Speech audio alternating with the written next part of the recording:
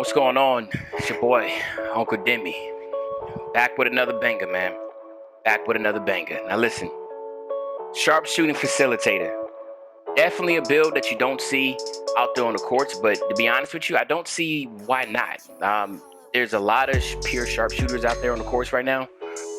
And to me personally, I feel like if you're making a pure sharp, you definitely need to go ahead and make a sharpshooting facilitator, because a sharpshooting facilitator can actually dribble. And I think, like, I thought maybe this could be a Steph Curry build, but I think that this dribbling is not necessarily as elite as I would want it to be. So a sharpshooting facilitator, definitely like a CJ McCollum, somebody that can handle the ball and shoot lights out. And so let's just hop right into the video, man. Let me show you exactly what I'm talking about here. All right, so first thing you want to do is you definitely want to get the shooting pie chart, right? Now from here, I thought maybe, it's your preference. Like I said, you want to be quick, but I feel like being a sharpshooter, you're just so weak. So maybe being well-rounded all the way around will be the best way to go about this. All right. Now, as far as the actual attributes, you want to max this out to 85. You want to go ahead and put 70 here. You want to get your driving dunk to 64. You want to get your standing dunk to 48. And then your post hook, you actually want to get to 37. Because that just gives you that one extra badge, okay? You want to max out shooting, obviously. All right. And then you want to drop this down to 89. Because that will get you right there at 30 and keep you at 30. Pass accuracy, once again, everything's based upon cap breakers, as I told you. This right here, you have to put it at 82. Do not get it at 83. You want to put this at 75. You want to max this all the way out, right? And then your post, you want to leave the same. And then for your interior, you want to get this to 43. You want to max out your perimeter, your lateral quickness, and then the rest you can put here at your for rebounding. And then see, I missed something here. Oh, and then your steal, all right, and max out your steals. Okay, so now check a look here. You get 75 ball handling, so that means you're actually able to handle the ball, and you have 10 playmaking badges, right? So you're able to shoot lights out as a sharpshooter, but then you're actually able to have playmaking badges, and I'm gonna get into exactly the badges in a second. But tell me this is not a better build than a pure sharpshooter, where the sharpshooter is not even able to handle the ball. This build right here, you're actually able to go to the basket. You have 3 badges, and you of course are going to have 30 badges to do whatever you want when it comes to the shooting. But when it comes to playmaking, this is where I think it's the game changer, because you have 10 shooting badges. 10 playmaking badges. You can't ask for anything better than that. To have 10 playmaking badges to work with, compared to being a sharpshooter that just literally can just be a cone that's standing there. You actually can get the ball, and you can do a little bit of playmaking and being able to get to the basket, finish strong, and then also, of course, being able to play some solid defense, because you do have 5 defensive badges, and you're able to steal your lateral quickness and your perimeter defense, and believe it or not, your rebounding is solid. So to me, I feel like this is a better build than a pure sharpshooter, and it's crazy that this is actually a rare build on the playground. You do not see a lot of sharpshooting facilitators, right? As far as compact, again, it doesn't really matter as far as body type, but I just say compact. You want to keep them at 6'5", 205 weight, right? Wingspan, definitely keep the same. Here, again, this is your call, but I just think shot creating is just OP. So I think you, instead of being a spot up shooter, I think having a shot creator badge is definitely the way to go, right?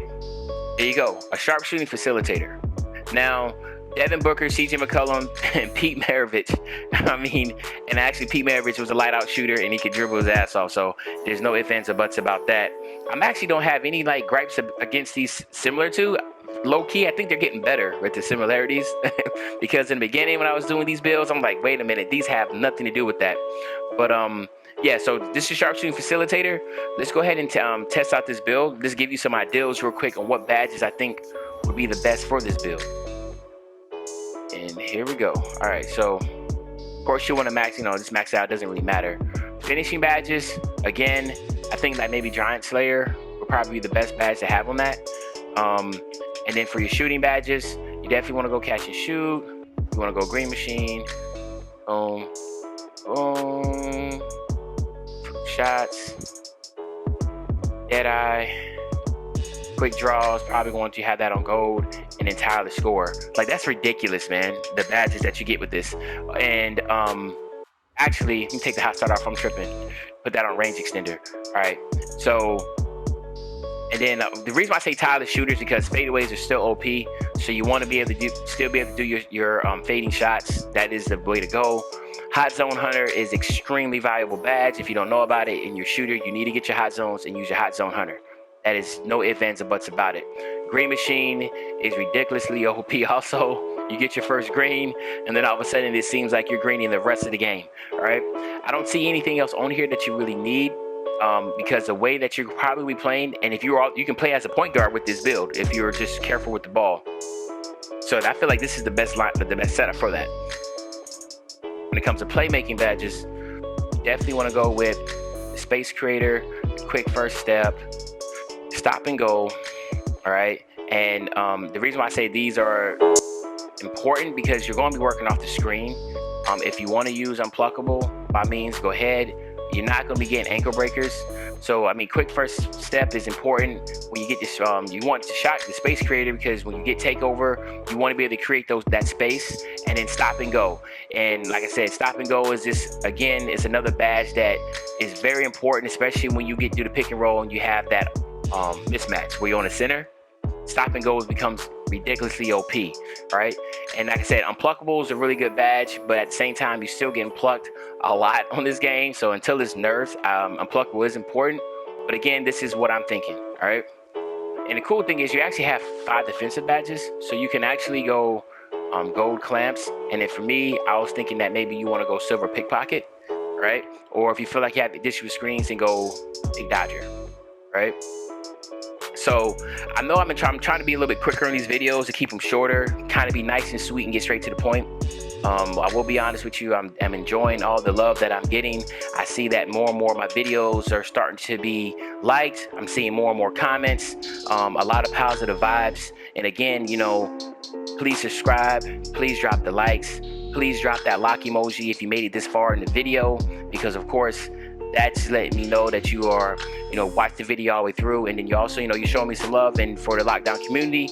But of course, if you want me to continue this build series, people are also giving me requests. So if you do have requests, just drop it in the comment section. You can DM me on Twitter, and of course, the big thing is I'm always streaming on Twitch. So of course, watch me on Twitch if you want to see me play competitively, and you want to get a different perspective of what I do. My YouTube videos, I will just drop nothing but content. My Twitch is where you actually will get to see my live gameplay. So if you want to see me play, follow me on Twitch and subscribe to me on Twitch. And of course, as usual, I will be back again with another banger.